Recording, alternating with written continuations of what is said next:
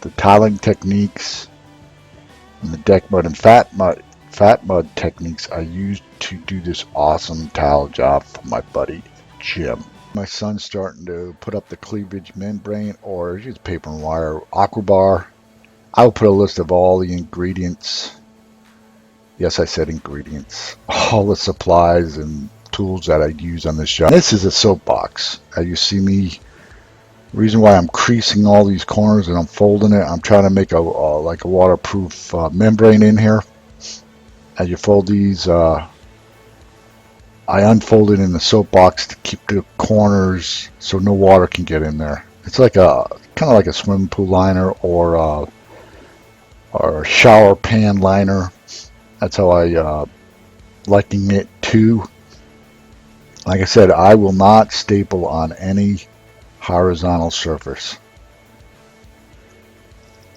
Vertical, yeah, but horizontal, no, because if water sits in there, it could get through one of my staples and start rotting stuff. So, and this is how I cut my wire. I roll it out, I put my tape on it, and I step on it, and I just cut it, and then I roll it back up, and I crunch it together. So when I'm walking through somebody's house, it doesn't unfold. It doesn't take much to paper and wire. You just need a good staple gun, pair of wire cutters, utility knife, and go like crazy.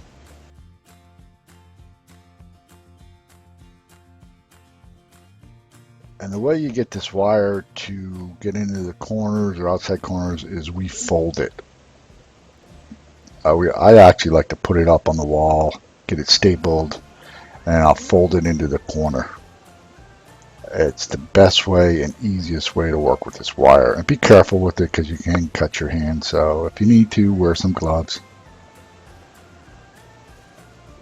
And paper and wiring is simply putting as many staples. You want to put a lot of staples on the wall because when you put this fat mud or deck. Here we go.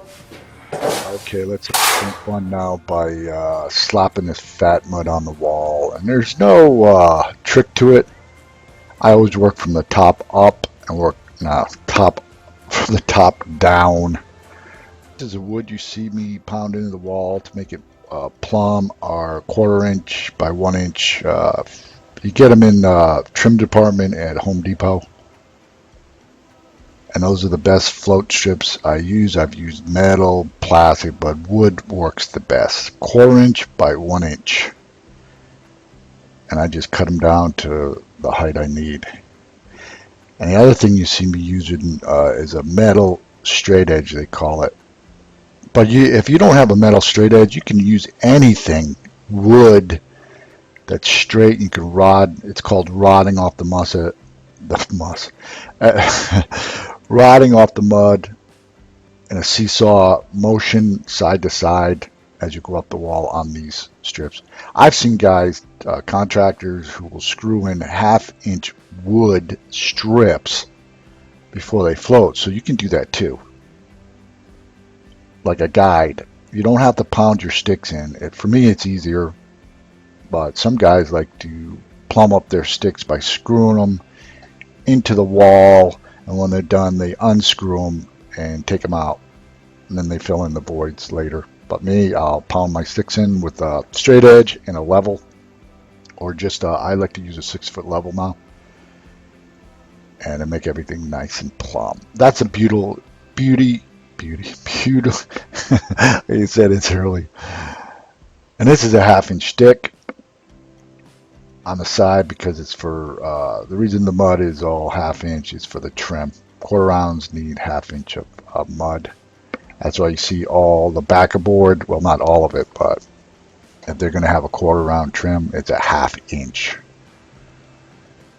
That's how they first started making any kind of board, was 1/2 inch to replicate fat mud. And back in the day, this is all we had. There was no board. It was just fat mud and deck mud. We floated everything. Now, and it just comes out better. I got a whole video on how to make walls, how to use fat mud to make walls flat and plumb. It will Yeah, it looks like a lot of work at first to do this, but once you start tiling, it goes so much easier. The walls are flat surface. I mean, you start tiling. Tile loves flat surfaces. Boards follow your wall. Then you got to worry about waterproofing. This is all wrapped together. I don't have to caulk any corners like boards do, because my wire holds it all together, so you won't get a crack going up the side of my walls. It's all waterproof too. So watch the video. I'll put the link below on how to use fat mud to. I'm rotting the mud off the walls with metal edge.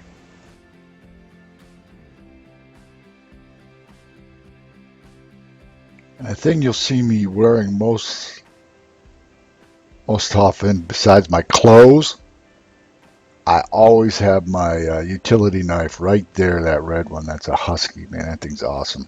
I found that and I just fell in love with it. And now, when I get out of the truck, I put that and using my tape measure on my side. So, and as you can see, I've been experimenting with my video editor. I'm flipping videos around to give you the best angle to watch me work. And now we're going to fill in some strips.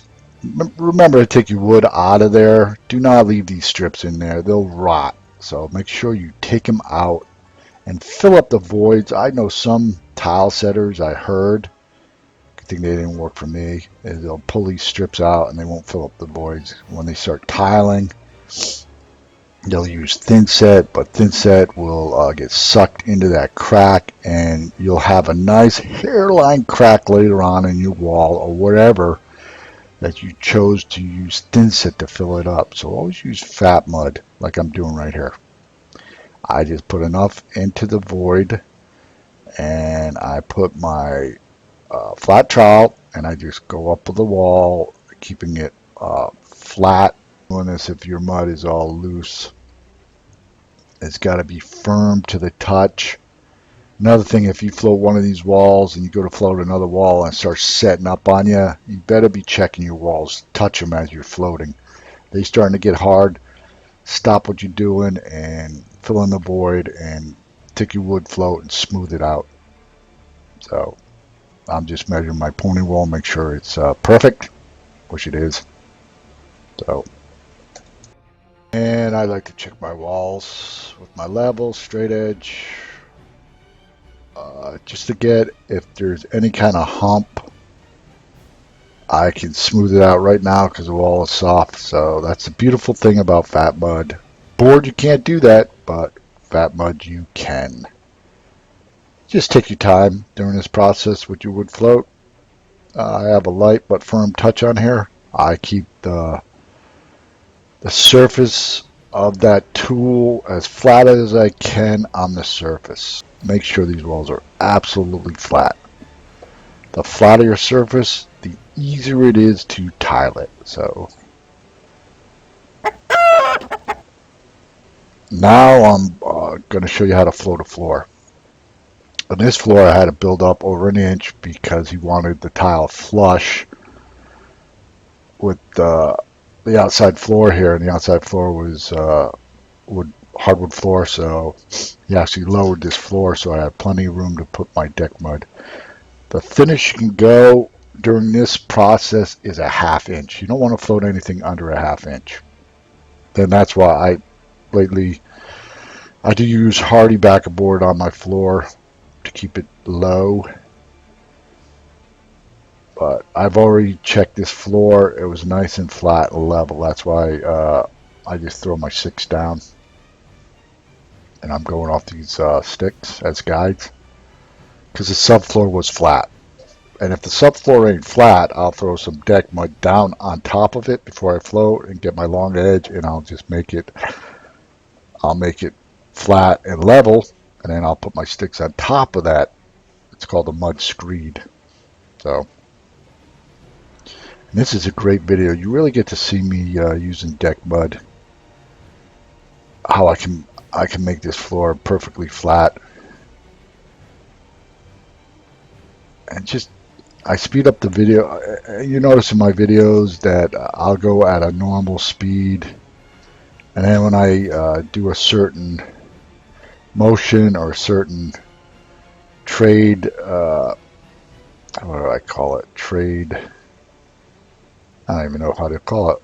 If I'm going to do a repeated motion over and over again, I start speeding it up so you guys don't get bored. And then you can really actually see the beauty of this deck mud as I smooth it out, how flat I can get it. Look at that floor, man. It's just so easy to tile. Just smear your thin set and tile goes in flat. No toe catchers. No lippage. And I'm using my, like I said, as long as you got something straight, and I like to use my levels because they're nice and straight as edges when I rod this mud off these sticks down here, because it's an absolutely straight edge, and that's what you need if you're going to rod your fat mud off your wall or off your floor. You need an edge that's perfectly flat, because if you got one that's got a hump or a bow in it, well, that's how your mud's going to be. So make sure whatever edge you choose is absolutely perfectly zero tolerance flat, or should I say straight. And that's enough of that.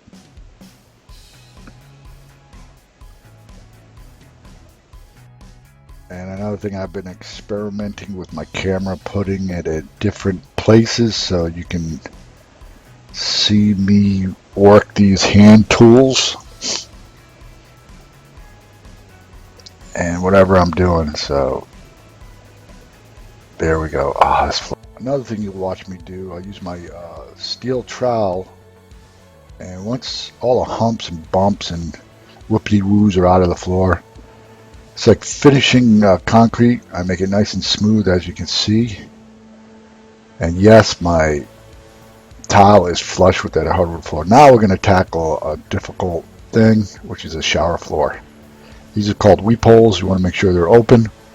Put a little tile, little bits of tiles around them, so when you throw your deck mud, the water can weep out of these shower floors, because it has a pre-pitch before they waterproof it.